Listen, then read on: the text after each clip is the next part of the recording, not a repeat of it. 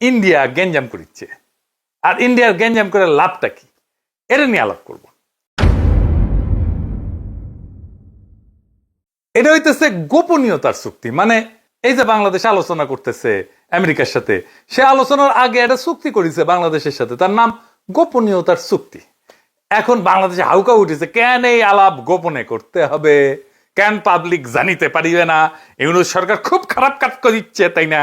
দেবপ্রিয় কইছে এই ধরনের গোপনীয়তার চুক্তি করছে বাংলাদেশ এই ট্যারিফের নেগোসিয়েশনের টাইমে, তার নজিরবিহীন, আগে কখনো এটা হয় নাই।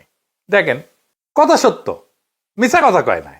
তার সাথে এটাও সত্য যে এই একতরফাভাবে সব দেশকে রিসিপ্রোকাল ট্যারিফ চাপাই দিয়া আলোচনা শুরু করা, এটাও আমেরিকা আগে কখনো করে নাই, এটাও নজিরবিহীন। এই গোপনীয়তার চুক্তি কি বাংলাদেশ একা করিছে আমেরিকার সাথে, নাকি সব দেশই করিছে? যারা আলোচনা করিচ্ছে সব দেশই করিছে, কিন্তু দেবপ্রিয়বাবুর দাবি সব দেশ করলেও বাংলাদেশ এই চুক্তি করতে পারবে না। তার মানে যে নেগোসিয়েশনে আলাপ, এটা বাংলাদেশ করতেই পারবে না। তো আসেন একটু দেখি আমি তো কইলাম, আপনারা বিশ্বাস করবেন কেন, আগে দেখি যে আসলে অন্যরা গোপনীয়তার চুক্তি করেছে কিনা। হ্যাঁ, করেছে। আমরা ফিলিপাইনের সংবাদ মাধ্যমে দেখতে পারি, তারা বলতেছে আমরা এটার বিস্তারিত বলতে পারবো না, কারণ এনডিএ মানে এটারই বলে গোপনীয়তার চুক্তি, নন ডিসক্লোজার এগ্রিমেন্ট, মানে যেটারে আমরা গোপনীয়তার চুক্তি বলতেছি সেটা সাইন করা আছে।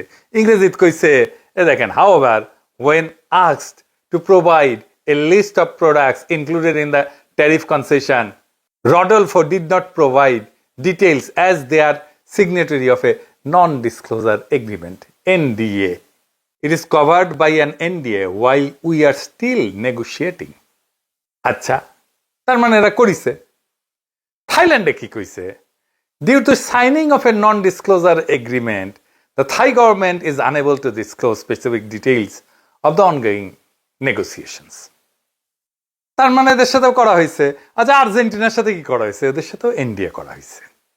দেখেন, কচ্ছে the bilateral pact has been quietly in the works for 3 months under the signing of confidentiality agreement, NDA, that prevent negotiators from disclosing details.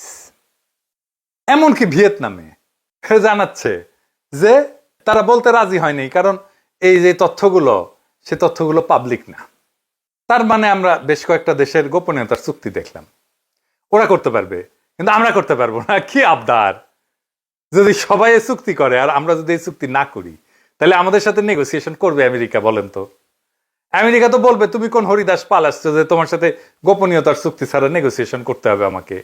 আচ্ছা, ধরেন এই এগ্রিমেন্ট ছাড়াই, গোপনীয়তার চুক্তি ছাড়াই আলাপ করলো বাংলাদেশের সাথে, স্পেশাল খাতির করলো আর কি আমেরিকা। তো যারা সাইন করেছে এই গোপনীয়তার চুক্তি, তারা এসে বলবে না যে আমার সাথে সাইন করলা এগ্রিমেন্ট, বাংলাদেশের সাথে করলা না কেন, বিষয়টা কি, পিতলা খাতির কেন? আমেরিকা কি জবাব দিবে? তারপরেও দেবপ্রিয়রা প্রশ্ন তুলতে পারে, কেন এটা জনগণ জানবে না?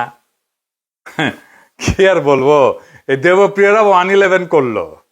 দেবপ্রিয় কিন্তু এই জেনেভায় পোস্টিং নিছিল 111-এর পরে, বেনিফিশিয়ারি ছিল। এই দেবপ্রিয় ট্রানজিট ট্রান্সশিপমেন্টের ওকালতি করেছে, আর এখন খুব নন ডিসক্লোজার এগ্রিমেন্ট করেছে। সিপি ব্যবহার করেছে বাণিজ্যের নামে গোপন চুক্তি মানবো না। ওরে আমার, ওরে ওরে, এইগুলার মাথাত খোদাতলা গোবর দিলেও হইতো। যাই হোক, আলাপটা কি কইতেছে ওরা বুঝেছে, আসেন এটা একটু আমরা বুঝে দেখি। আমি আপনাদের আগেও কইছি, সিপিবি যা বলবে, দেবপ্রিয় যা বলবে, তার উল্টা দিকে দাঁড়াবেন। সিপিবি যেহেতু বিরোধিতা করতেছে, দেবপ্রিয় যেহেতু বিরোধিতা করতেছে, এটা দেশের জন্য ভালো আর ইন্ডিয়ার জন্য খারাপ। এই চুক্তিটা কোনো গোপন চুক্তি না, এটা গোপনীয়তার চুক্তি। গোপন চুক্তি আর গোপনীয়তার চুক্তি দুইটা ভিন্ন জিনিস। মানে যতক্ষণ এই ট্যারিফ নিয়ে আমাদের আলোচনা হইতেছে আমেরিকার সাথে, ততক্ষণ আমাদের আলোচনার বিষয় বাইরে যাবে না। ধরেন প্রফেসর ইউনূস আর তারেক রহমান আলাপ করলেন লন্ডনে, তো ওই আলাপ কি লাইভে দেখছি আমরা? ওটা ধরে লাইভ হইতো, গোপনীয়তার যদি কোনো দরকারই না থাকে। গোপনীয়তা যখন থাকার দরকারই নাই, তাহলে ওই আলাপের পুরাটা রেকর্ড করে জানাই দিলে হয়। তা তো জানাই নাই। আলাপের ফলাফল আমরা জানছি, কিন্তু আলাপের খুঁটিনাটি জানার দরকার আমাদের নাই। এই আলাপ তো প্রকাশ্য করার বিষয় না। কেন না, আমি এটা পরে বলতেছি। এই আলাপ হবে বাংলাদেশের ট্যারিফ কত হবে। এই ট্যারিফ যদি কমে, তাহলে আমেরিকাকে তো কিছু দিতে হবে। সেটা কি কি দেওয়া হবে সুবিধা হিসেবে, তার সবকিছুই দুই দেশের মানুষই জানবে যখন চুক্তিটা হয়ে যাবে। কিন্তু এই আলোচনার প্রসেসের মধ্যে যা আলোচনা হবে, এই সময়টায় কিছু জানানো যাবে না, কারণ অন্য দেশও আলোচনার মধ্যে আছে। তারা যদি জেনে যায় আমরা কি আলোচনা করতেছি, তাহলে তো এই আলোচনার ফলপ্রসূ হবে না। প্র্যাকটিক্যাল কারণে এটা বার্গেন, তো অনেক দেশের সাথে বার্গেন করতেছে আমেরিকা। ধরেন আমরা যাই না গেলাম কি নিয়ে, ইন্ডিয়ার সাথে বার্গেন করতেছে আমেরিকা। আমরা তো ইন্ডিয়ার চাইতে ভালো কন্ডিশন দিব আমেরিকাকে, তাই না? খুবই ন্যাচারাল এটা। তো বাংলাদেশ যা দিতেছে আর পাইতেছে, এটা আমাদের সাথে যারা কম্পিটিশন করে আমেরিকার মার্কেটের জন্য, তারা যাই না গেলে তো আমাদের বিপদ। আমরা তো নেগোসিয়েশন করতে পারবো না। ইন্ডিয়া তো সুবিধা নেবে এটার, কারণ ইন্ডিয়া তো ওই মার্কেটে আমাদের কম্পিটিটার। বাংলাদেশ যদি যুক্তরাষ্ট্র বা পশ্চিমা শক্তির কাছে ফেভারেবল ট্যারিফ না পায়, তাহলে সেই শূন্যতা পূরণে ভারত চূড়ান্তভাবে উপকৃত হবে।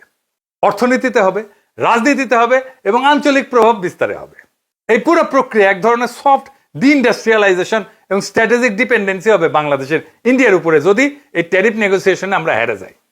বাংলাদেশকে পশ্চিমের বাজারে দুর্বল কইরা বাংলাদেশের অর্থনীতি ভারত নির্ভর করে তুলতে পারবে ইন্ডিয়া, যদি এই ট্যারিফ নেগোসিয়েশনে আমাদের চাইতে ইন্ডিয়া ভালো ট্যারিফ পায়, অথবা আমরা যদি অনেক বেশি ট্যারিফ দিতে হয়।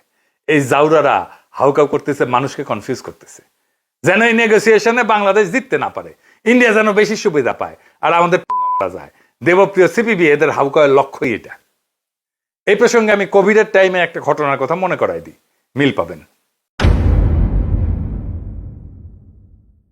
কোভিডের টাইমে আমরা যেন ভ্যাকসিন না পাই, সে বাগড়া দিছিল ইন্ডিয়া। মানে ইন্ডিয়া চাইছিল ভ্যাকসিনটা যেন ইন্ডিয়া থেকে নেওয়া হয়। তাহলে ইন্ডিয়ার লাভ কি?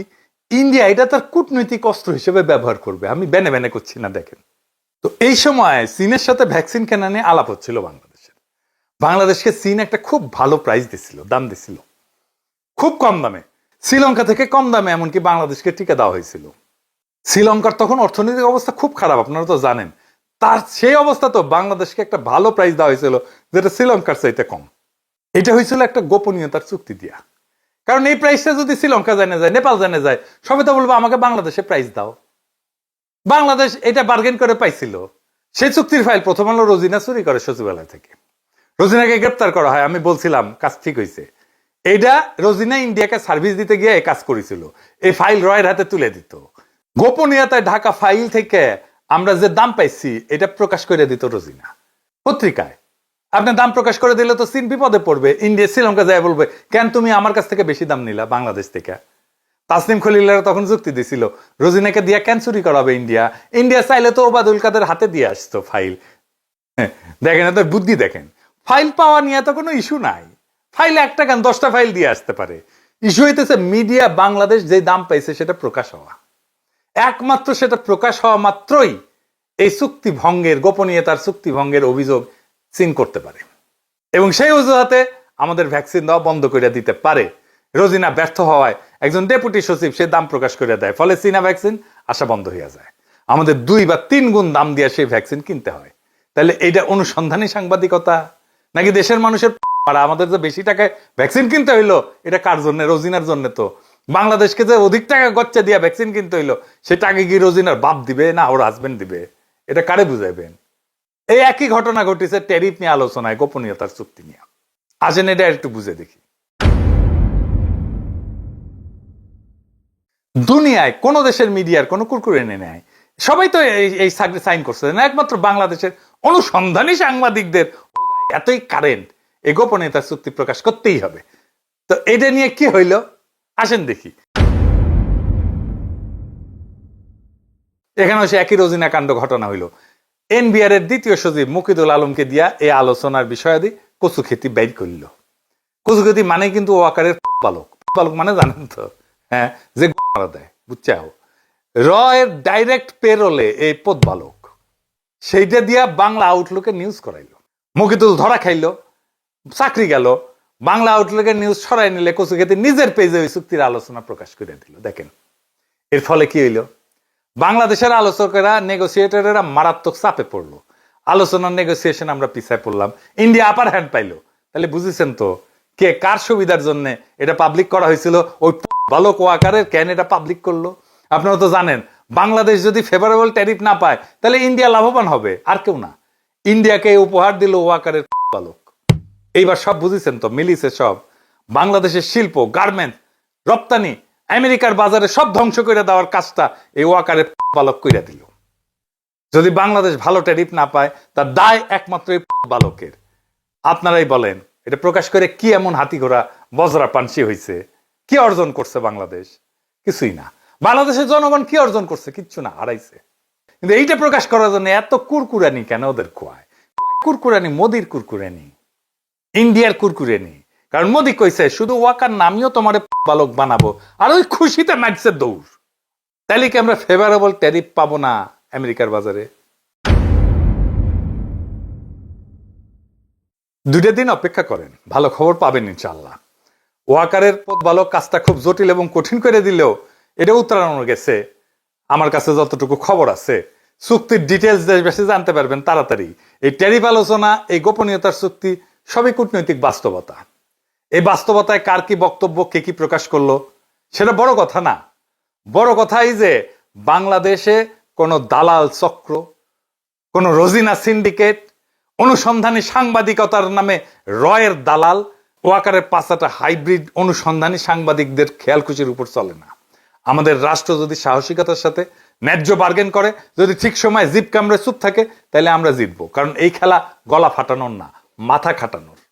আজকের দিনটায় আমরা শিখে গেলাম তথ্য চুরি করা নয়, কৌশল দিয়ে জয়লাভ করতে হয়।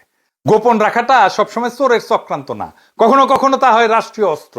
যারা চায় বাংলাদেশ বিশ্ববাজারে হারুক, তারা চায় না গোপনীয়তা থাকুক এই বাণিজ্য আলোচনায়। তারা চায় প্রত্যেকটা দরজার চাবি পড়ুক দিল্লির হাতে। কিন্তু না, এবার আর তা হবে না। বাংলাদেশ দাঁড়াইছে নিজের কৌশলে, নিজের স্বার্থে, এবং এই দাঁড়ানোয় মাথা উঁচু করে দাঁড়ানো। ধ্বংস হয়ে হারায় যাওয়ার আগাম ঘোষণা না এটা। এই জাতি মাথা নত করে না। এই জাতি নিজের বাজার, নিজের রপ্তানি, নিজের শ্রমিকের ঘাম দাম চায়।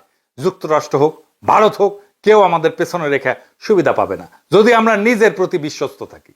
তাই শেষ কথা একটাই, এই লড়াইয়ে আমরাও জিতবো। কারণ এইবার বার্গেনের টেবিলে বসছে এক নতুন বাংলাদেশ। ইনকিলাব জিন্দাবাদ।